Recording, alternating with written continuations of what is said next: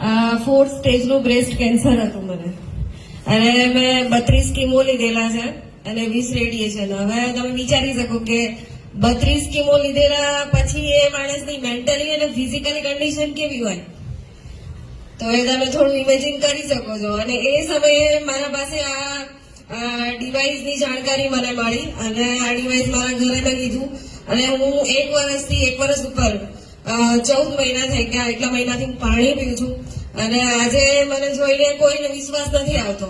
મારે ફોટો રાખવો પડે છે જોડે કે હું પોતે એક કેન્સર પેશન્ટ રહી ચૂકી છું. મારે બતાવવું પડે કે લોકો બિલીવ નહીં કરતા. આજે હું તમારી સામે છું કે 4th સ્ટેજના બ્રેસ્ટ કેન્સર પછી બી આજે મારે કોઈ જ પ્રકારની ગોળી હું નથી પીતી.